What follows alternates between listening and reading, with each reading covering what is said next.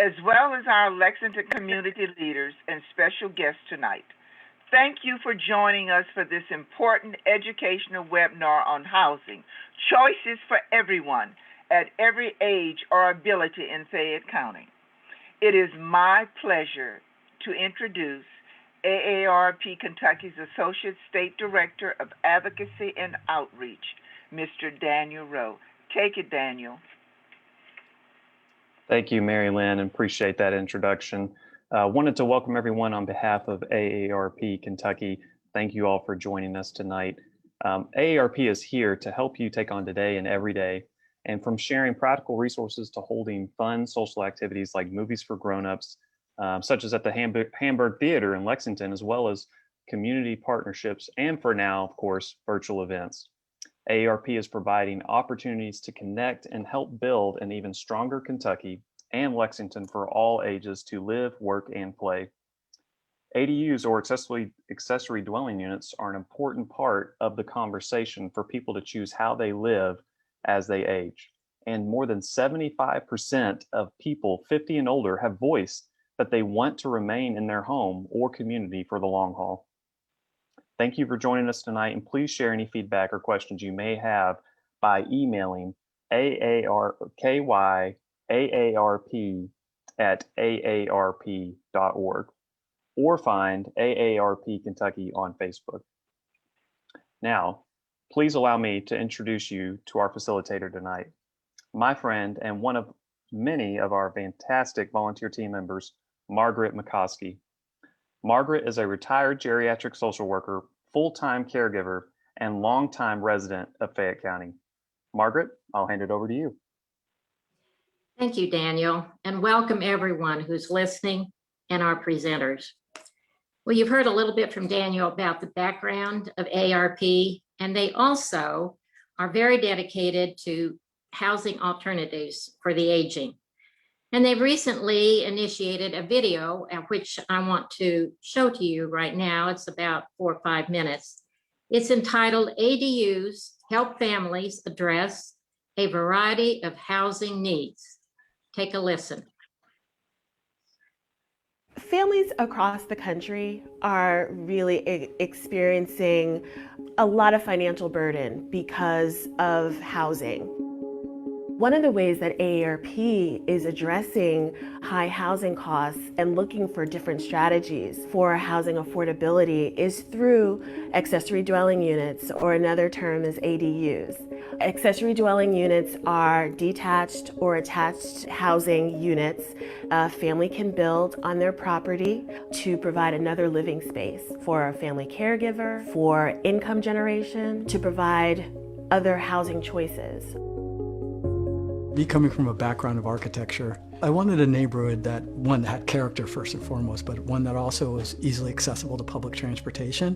One of the things that attracted me to the neighborhood was that it was a lot of long-term residents. Mom is very independent with health concerns, and as capabilities diminish, having her close and having her comfortable and safe, how would that work with being an affordable solution for her as well as being a manageable solution for us? It stemmed from a lot of the things that are going on in the Bay Area. The cost of living is really the driver, and thinking about how do we stay in here, really that's when I kind of really thought about ADU.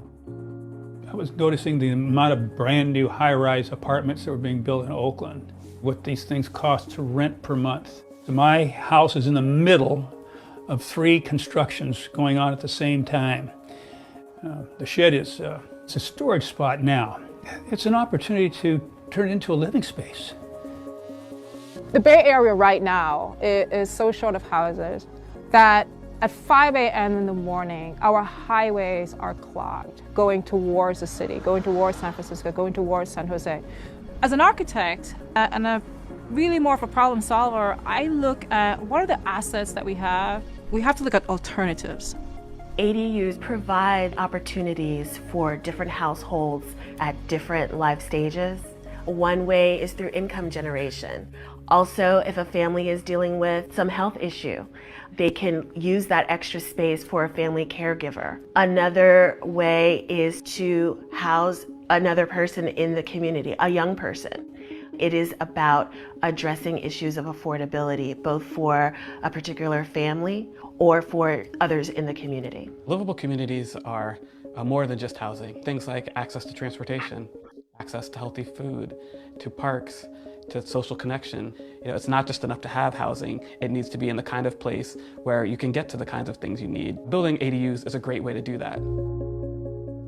Ashland has a long history of compact development rather than have our boundaries grow. So ADUs, or ARUs as we call them, they're very accepted. People don't mind the small second detached unit in the back. They use our existing streets and utilities. They also can be very sustainable in terms of a lot of times existing buildings like garages or secondary buildings are repurposed. I think Ashlanders tend to be really innovative folks that want to try different things, so they're open to it, and people that come here are looking for those kind of possibilities. Yeah, they just started. You just can't believe what this all looks like. Our one and only kid is away at college and she's a freshman, and I have no idea, if my kid is going to need a space to come back to. And we have a small house and we have one bathroom. We even look ahead. It feels like multi-purpose depending upon what happens in our lives. 4 years ago, I retired, but that did not mean that I was not going to stop designing altogether. It's the first time I've had all my tools for my artistic work in one spot. As we age, it would be an easy option to have a caretaker in one of the smaller buildings if we needed that, or even a renter, somebody else on the property. Because the future is such a big, gigantic question mark, we were just trying to put in place any variety of options that might be able to be used. If worst came to worst, the creation of this building would make it a better investment if we had to sell everything. And so expanding housing options is really important for the work that we're doing here at AARP. And so AARP is partnering with a local architecture firm in Oakland, California to create an ADU design catalog. We are looking for this to be a guide to provide useful resources and information that a family can use to build an ADU that really supports their needs, which takes the guessing out of what it means to create an ADU.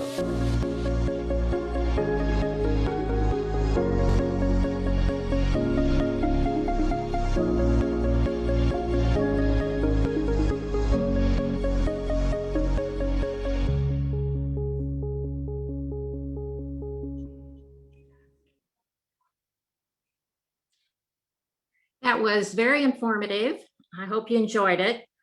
I took away 5 points from that short video: the high cost of housing and the upkeep of it for seniors, health issues that begin to crop up, transportation, making things more walkable, intergenerational, which ADUs could be very beneficial in that. High rises, as was stated in the video, are not always the best option. And compact development, use of existing spaces, or as we say, infill. And then it expands housing options, and ADUs are an option. We need to keep that in mind. And all of these 5 points tend to help create livable communities. And now we're going to talk about livable communities with Mary Crowley-Schmidt, Assistant Director of the Bluegrass Area Agency on Aging. And with her, we have Brent Sturlogson, Assistant Professor of the UK College of Design. Mary? Right, thank you, Margaret. We began our age-friendly journey to become part of the World Health Organization's effort. The World Health Organization started convening this, or conceived it, in 2005. And then in 2012, AARP became the United States affiliate. Right now, there are 530 cities and communities that are part of this age-friendly network. There are 8 domains of livability, and they're very what you would expect: housing, transportation, outdoor spaces, health and wellness, communication, employment, and social inclusion, all things that go into making a community livable. Now, we initially focused on transportation, housing. We combined social participation and respect and social inclusion into a social inclusion area, and employment and communication and information. And as I go through the timeline of our age-friendly efforts, I'll explain why we chose those areas or why those areas were focused on. So we started back in 2017. There were meetings for the new comprehensive plan for the city of Lexington. And we were able to get the most input from those 60 and over than the city has ever received. So that was a huge a win there. And the comprehensive plan now is informed with all types of age-friendly language. In 2018, we had an on-the-table discussion, community conversation. We had one in 2017 also. And then in 2018, we actually began discussions with planning and work on the accessory dwelling units city amendment. 2019, we had 4 very well attended public input sessions on ADU zoning and ordinance changes, and we were able to dispel a lot of myths that people had about those. And also in 2019, we submitted a grant to AARP, a community challenge grant, and were funded to create the homeowners guide to accessory dwelling units. That same year, we became a dementia-friendly city also. 2020, we had a kickoff in January for dementia-friendly with over 200 people in attendance.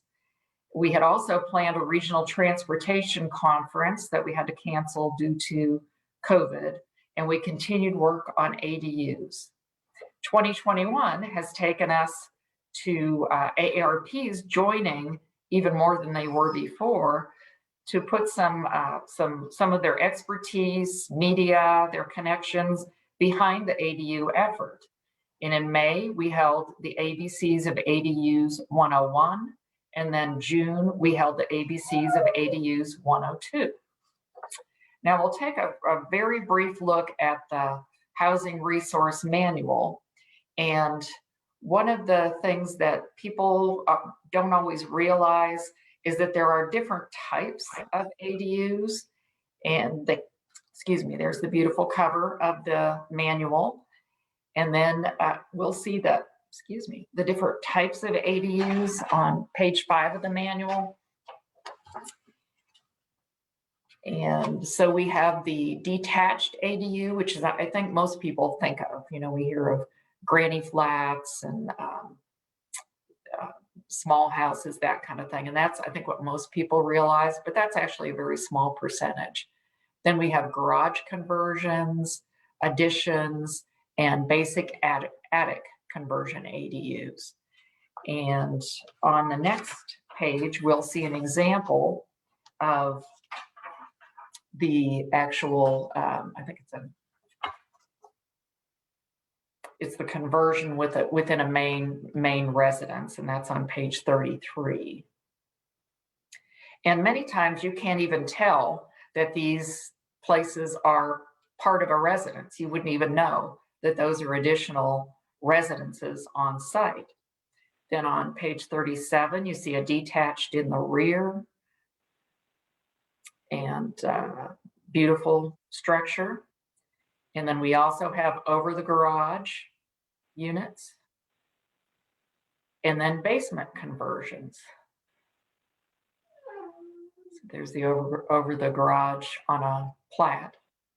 And then we have the basement conversions, which are the least expensive or most affordable. So the thing about this manual is it is just so full of good information, and it goes into great detail about what costs you might expect.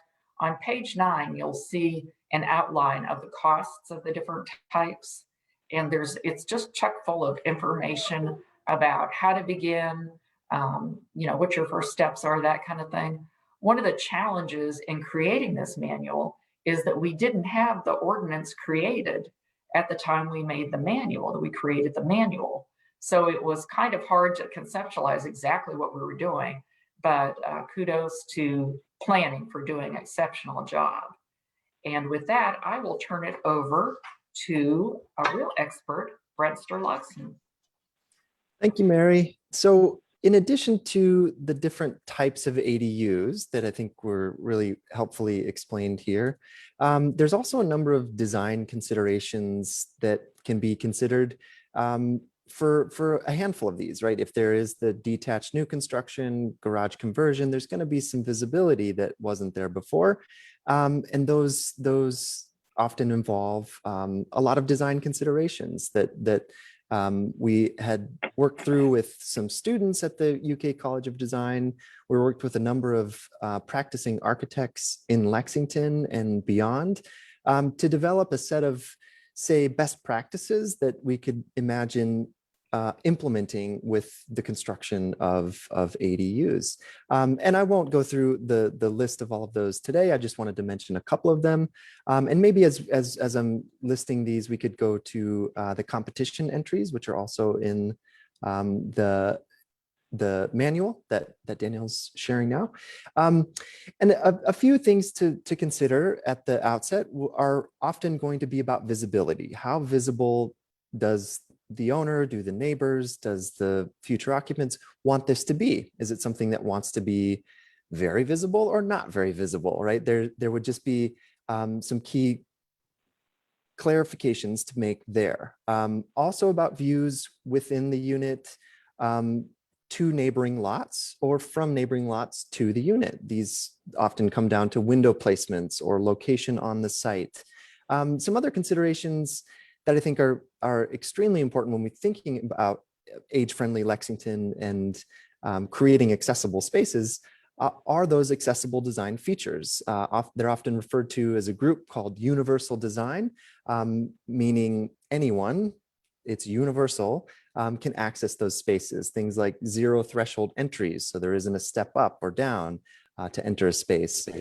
Adequate hallway width, so there isn't any kind of congestion or if you need to turn around, and basic accessible hardware on door fixtures or on appliances and built-in cabinets, things like that.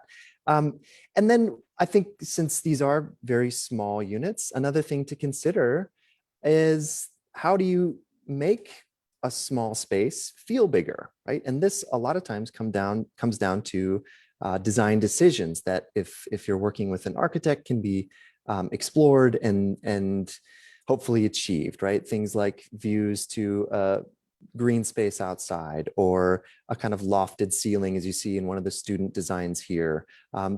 Techniques like that help make a small space feel bigger. And it's one of the many things to consider from a design perspective when considering an ADU.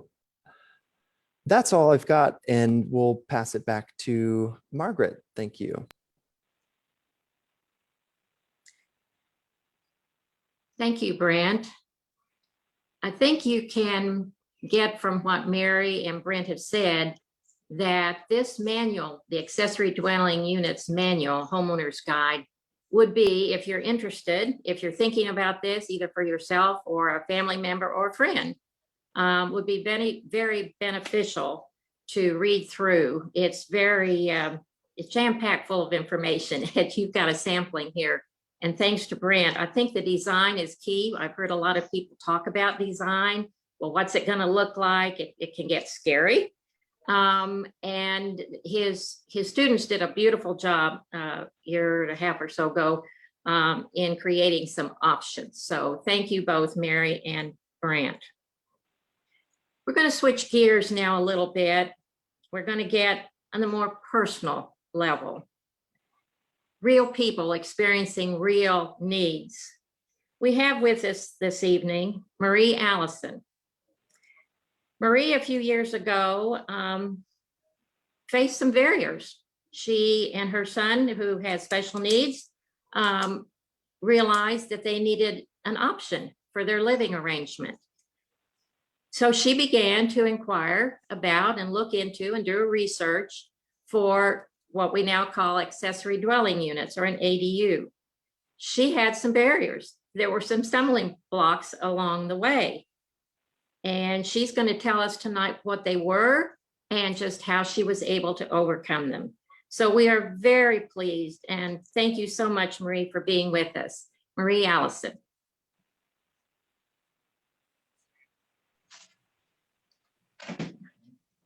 I'm glad to be here to share the story of my 46-year-old son, Christopher Riddell, who is nonverbal, has an intellectual disability, seizure disorder, and autism, among the various disabilities that he has. In 1995, when he was 20 years old, a group of friends and family got together to discuss his future.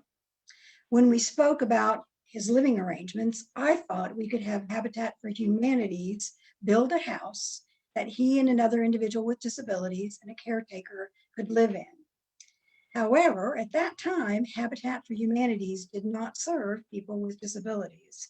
They said I would have to change their charter in order to proceed with that plan. I didn't have time to waste to change their charter. So I heard of a state-funded program called Heart-Supported Living, and it funds needs of people with disabilities that are not met by Medicaid.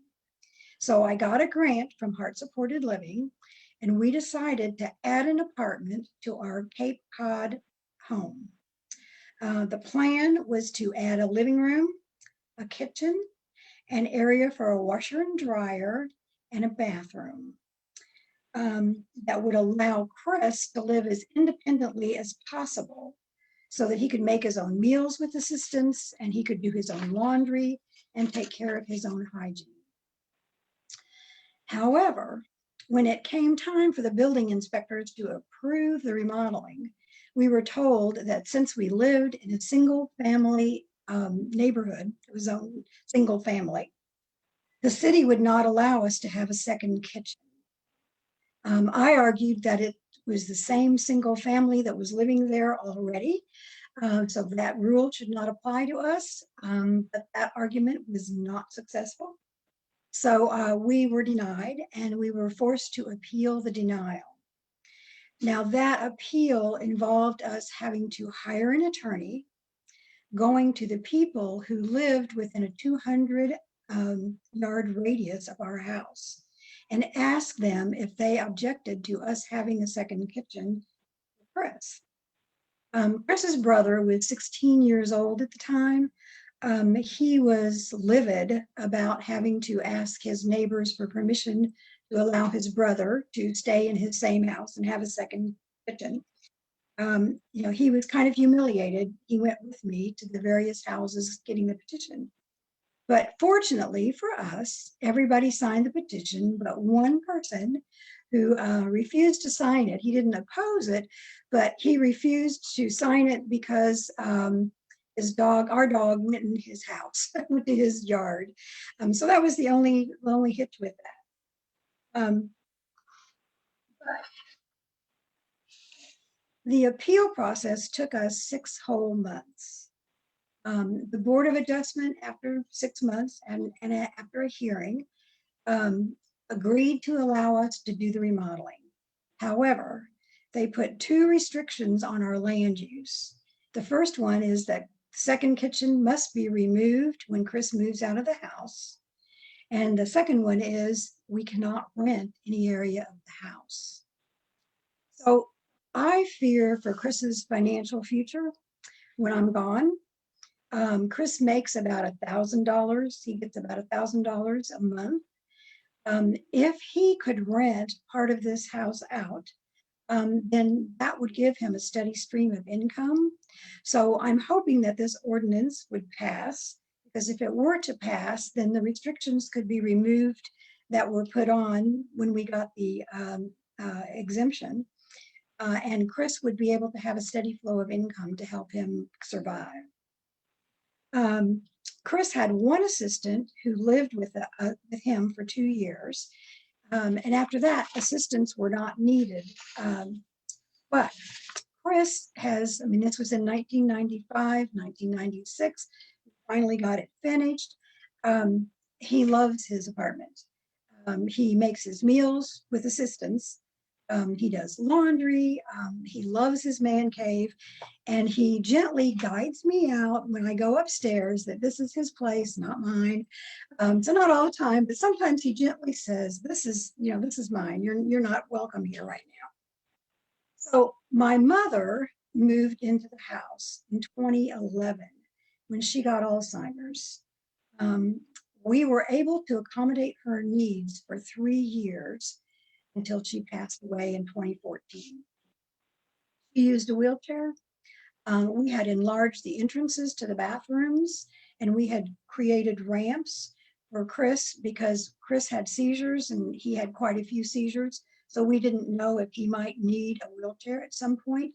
So we went ahead in the planning ahead process and enlarged the doorways and got the ramp. So my mother was able to use this, and she was able to basically aid in this. So I have several friends who have adult children who have disabilities who would like to allow their loved ones to live as independently as possible. However, they need to supervise them, and they would like to have the ADU option available for them. So Chris and I are really pleased that we have an ADU. We hope the ordinance is passed so that Chris can eventually rent out when I'm gone, that he can rent out part of the house and have some income. That's it. Thank you, Marie. We appreciate your sharing that story. I think we all realize that there's more to this, that there's a human factor. It's not just brick and mortar. There's a human factor here. And in here, listening to your story again, it's multi-generational. There's 3 generations of one family who were helped. So she's saying she hopes the ordinance goes through. So we're going to talk to someone who is in the planning division. Chris Taylor is with Long Range Planning Division of Lexington. And Chris, where do we go from here? Where are we now? Thank you, Margaret. How are you? I appreciate everybody joining, and I'm going to share my screen and show everybody where we're at with the ordinance as it is today. We're going to talk a little bit about what is and what isn't in the ordinance, because there are some important things that we've included, and there are some important things that have been removed from it and stricken from it. The first thing that we include in any ordinance that we draft is a definition. Every use has in our zoning ordinance has a definition, and it's very important to define what an accessory dwelling unit is. And one of the things that caught Miss Allison in her application was the fact that it had an extra kitchen. And because under building code, any structure that has a bedroom and a kitchen is considered considered a full-blown dwelling unit. And then because it met that definition of a second unit, it then was no longer a single family structure under the zoning ordinance.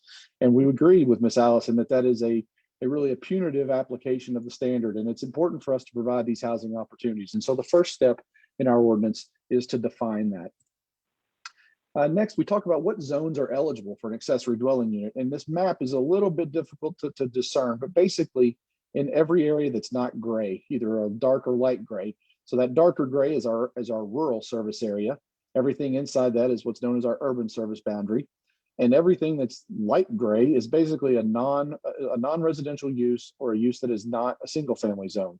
So basically what that's showing here is the eligible areas are all of the tans and the browns and the reds and the oranges. Anywhere, any zone where a single family detached house is currently allowed, an ADU would be allowed as well. That would be a smaller second unit allowed on any lot that has a single family detached house on it. And some of the specific standards that would apply here is that there would be a maximum number of accessory dwelling units on each lot. There would be 1 ADU allowed per a single family lot. And in some cities and some states, you're already seeing more progressive ordinances that would allow maybe a second or even a third ADU on a lot. But the ordinance that we're proposing in Lexington right now is to allow one additional accessory dwelling unit on the lot. There'd be no minimum lot size requirement in order to have that ADU. In other words, if you have a lot that's already small and you wanted to build a small ADU on the back, or convert the space, that would be allowed. It wouldn't be only the big, large estate lots that would qualify. Again, these two provisions are about making sure that the ADU is subordinate to the bigger structure, that it's smaller, and that it's available to the widest range of people across the community as possible. A couple of the other maximums and minimums that would apply, there's a maximum 800 square foot size. So even if you had a huge house, it's not related to the percentage of the size of the original structure, or if you have a big lot, it's not related to how big a lot you have. The 800 square foot is a maximum in every case. There would be, if there was a maximum floor area or lot coverage that's in your underlying zone, that really only applies in our downtown area, then that same maximum would still apply. And same with the height. We have currently provisions for accessory structures that are related to height, and the same provisions there. So if someone had a garage, the rules that we have currently for accessory garages, that would apply also to the ADU. And basically, it means that your accessory dwelling unit can't be any taller than your principal structure.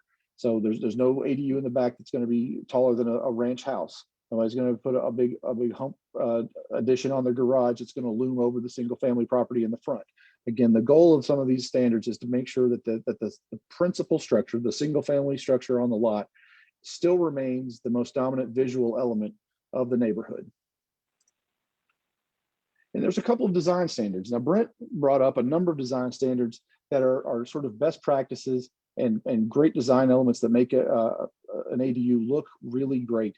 But when we're talking about zoning, we have to come up with standards that are universally applicable. So when we're talking about the minimum design standards, we're talking about the things that are going to be applicable in 100% of cases, and that's usually related to the specific site and lot constraints. And again, our primary motivation here is to ensure that the primary visual character of a single family neighborhood doesn't change. We want these to be unobtrusive. We want them to be not particularly noticeable, definitely from the street.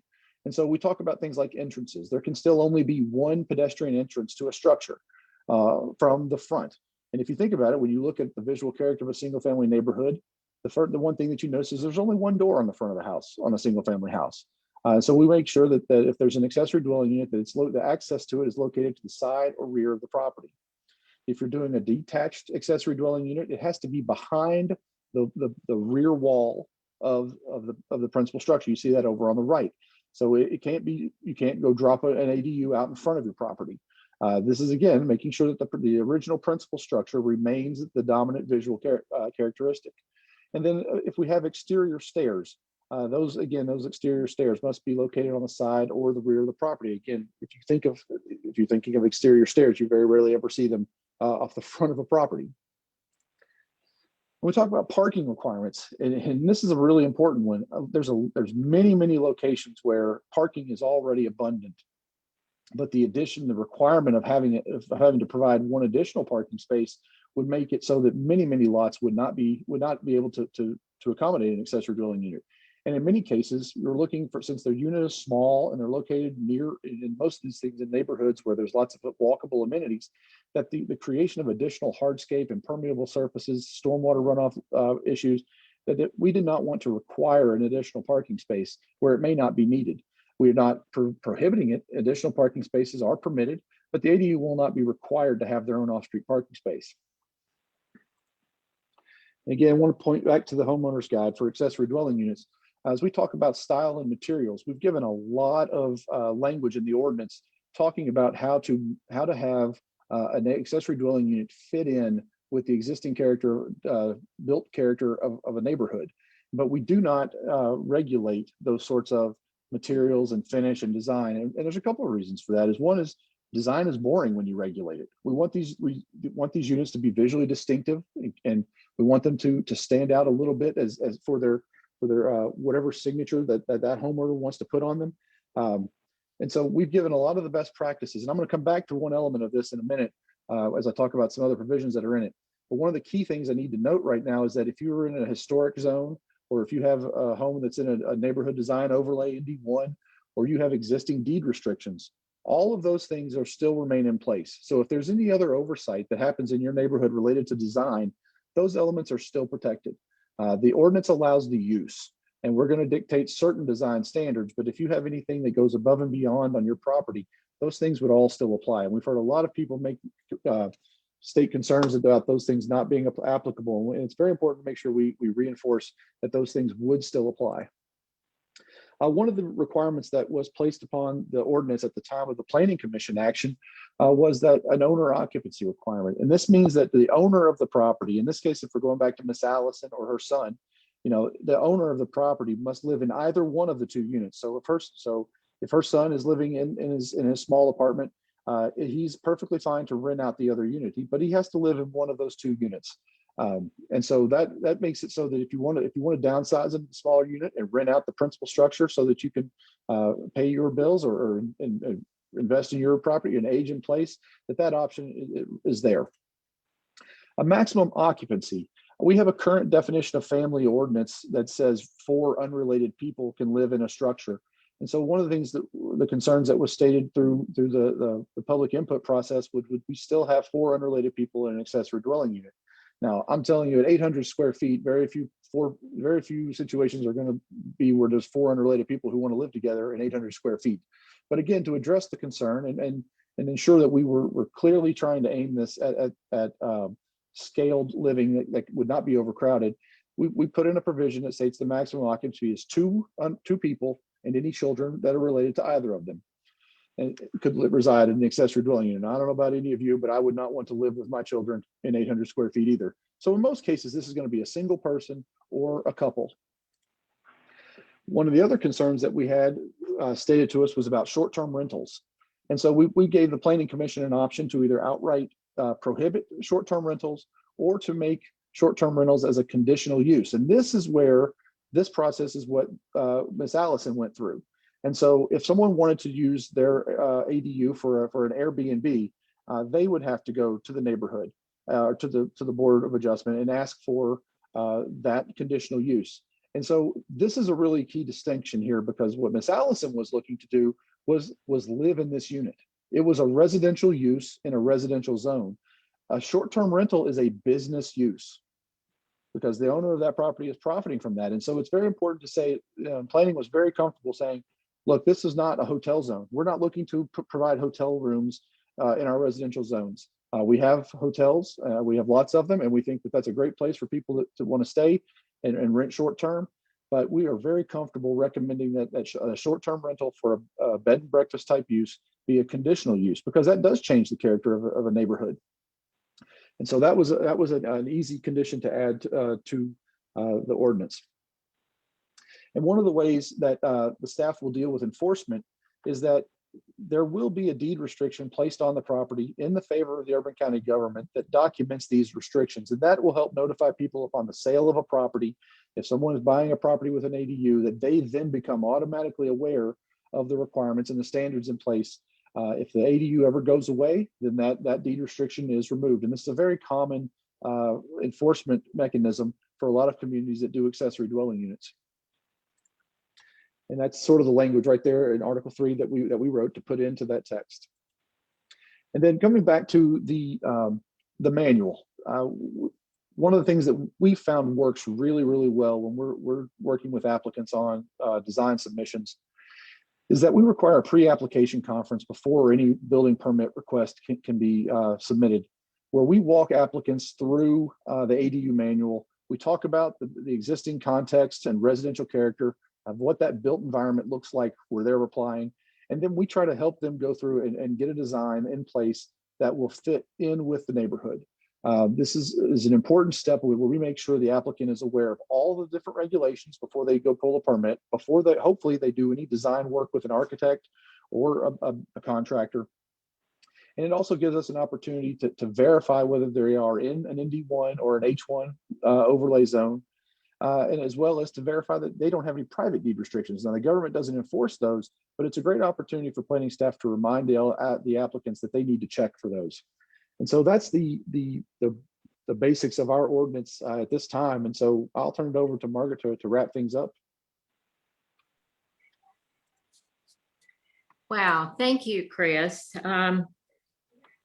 That's in black and white, folks. He just went through the basics of the ordinance. So if you're interested, this may answer some of the questions that you had. Very, very helpful. Appreciate it, Chris. So in wrapping up, I want to say a special thank you to everyone who participated, who shared their expertise with us, to AARP, to UK College of Design, and a special thanks to Marie for being open and sharing her personal experience. So now that we've had this 101 ADUs experience and now 102, where do we go from here? What can you do after listening to this? Well, you can talk to your neighbors. I think the first step is we educate ourselves, which you started this evening. You talk to your neighbors, your friends, your family, church friends. If you hear someone who's having difficulties similar to what Marie had, or has elders who need assistance, or someone who's disabled, maybe this is an option. May not be, this is an option. So Lexington, it has a big senior population and it's growing. So we need to start thinking about them and planning for them. So educate ourselves and talk it up. So I don't know if we have any questions, but if we do, maybe we can address those if we had any that were in the Q&A box. Do we know, Daniel? Hey folks, not seeing any questions in the Q&A portion right now, but if you do have a question, please feel free to go ahead and submit there in the question and answer box, and we'll be glad to address those as we can. And I see a question here from Tracy Myers. Thank you, Tracy. The question is, when does this come before the council? So I'll open this up to our panelists, whoever would like to address that. I can address that so far. Right now, this application or this text amendment was approved unanimously by the Planning Commission back in November of 2019. Just before the pandemic, it went into the Planning and Public Safety Committee of the Urban County Council, and they have been waiting for the opportunity to resume in-person meetings and hearings in order to move this item forward. Our understanding is that sometime after the council's break in July, that's when it is most likely to be heard. We don't have a firm date on that yet, but you are welcome to email me or call me at my office at any time. My email address is ctaylor3@lexingtonky.gov. You can let me know if you have any questions or if you'd like to be contacted when that hearing is scheduled, and we'll put you on our ADU contact mailing list. We'll be happy to make sure you're aware of it. Thank you, there's Chris. Another question about ADUs being allowed in multifamily zones. Not at this time. That there's a whole host of other complications from adding them to a multifamily use. We have zones like R3 and R4, which allow single family up to multifamily. And that's why we made the distinction in the ordinance text that says any zone that allows a single family detached lot use on a single family detached lot, the ADU would be permitted. So to answer your question more specifically, in an R4 zone that may have apartments in that R4 zone, they also have single family detached in an R4. So if there's a single family detached lot in an R4 zone, it would be allowed to have an ADU. Any zone where single family detached is allowed, an ADU would be allowed. And to Ms. Meyer's question on who or what groups are opposing ADUs, in terms of organized opposition, I couldn't name a group that has stated that they are opposed. We have some individuals that have spoken in opposition. I think there's a range of concerns that we've tried to address, particularly with owner occupancy requirements and the conditional use requirement for a short-term rental. I think we've tried to address the biggest concerns through those two provisions, because I think that really got at the heart of what people were concerned about. But I think there's always folks that are nervous about the changes possibly to their neighborhood. And so we get a fair number of concerns, but we have not had a big organized opposition to the ADU proposal. We have a question about, what if your neighborhood doesn't allow sheds in the backyards? Would ADUs be allowed? Well, unless you wanted to live in a shed, I don't think there would be, they would ban that shed if you wanted to live in it. I think it would have to be pretty specific to an accessory structure. If they ban accessory structures, then you could not have a detached ADU. You could still do possibly a basement conversion or an addition. It just depends on the language and wording of your private deed restriction, and the government is not allowed and does not really want to be in the business of adjudicating those sorts of decisions within and applying deed restrictions. So that would be something where you would definitely want to go through your homeowners association and talk with them and verify it. Because if you're allowed under zoning to pull a building permit for the ADU, we would grant that permit, and then you would be in violation or not violation of your deed restriction. So we definitely encourage people that are thinking about it to make sure that their deed restrictions would not prohibit it. All right, Mr. Murphy's question about an R2 zone. I don't know if everybody can see these questions, so I'll read it out loud. AARP. Can I ask a quick question? Sure. Yeah. Hey, you mentioned an ADU email update list. Yeah. Could you give us that email address again? I think the easiest way would be to, I'm going to give the one for our project, which is imagine@lexingtonky.gov. That's for the comprehensive plan. We get those emails for basically all of the projects that we're working on. And so imagine@lexingtonky.gov. And if you wanted to contact me directly, my email address is ctaylor3@lexingtonky.gov. Thank you. I wanted to ask about Mr. Murphy's question about R2 zones with an existing duplex. Right now, again, there are some quirks with our R2 zone that make it a little bit different than our single family zones. And at this time, the R2 zone was not permitted in the accessory dwelling unit ordinance. It's something we'd like to go back and address, but it created some confusion. And again, we're trying to create a new housing type in Lexington, and it was very important to us to keep the ordinance simple and understandable. So at this time, if we can get the ordinance passed and created, I think we would like to go back and address the R2 distinction a little bit differently. But our goal would be to eventually get ADUs into an R2 zone, but it's not part of the proposal at this time.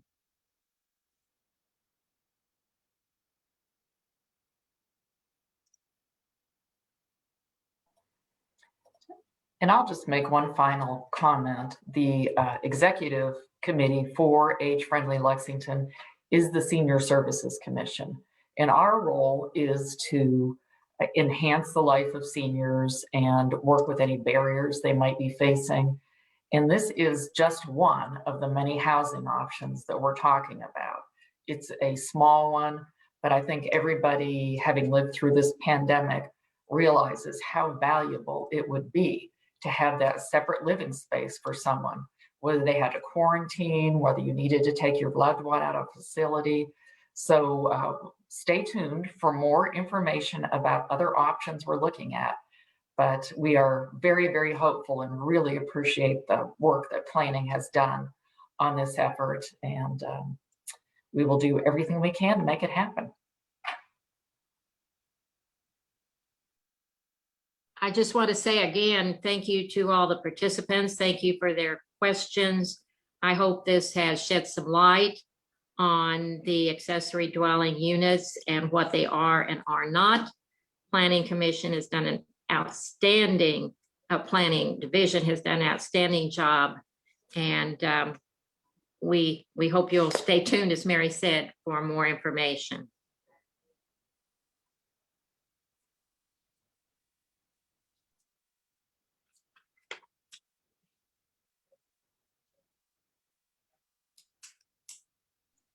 Fantastic. Well, thank you, Margaret, and thank you all for joining us tonight to hear more from AARP and our friends and partners in Lexington. We appreciate you joining us, and be on the lookout for more information. And check the chat box where our Associate State Director of Communications and Outreach, Scott Wagner, has plugged some great website links as well as information you can find there. Of course, I want to thank Margaret Mikulski for facilitating tonight, Chris Taylor from planning, Mary Crowley Schmidt, Marie Allison for her personal testimony, and of course, Brent Sterloxen for sharing information as well about the past ADU design competition, and as well as highlighting the manual. So thank you all for joining us tonight. We'll sign off and hope you all have a good day.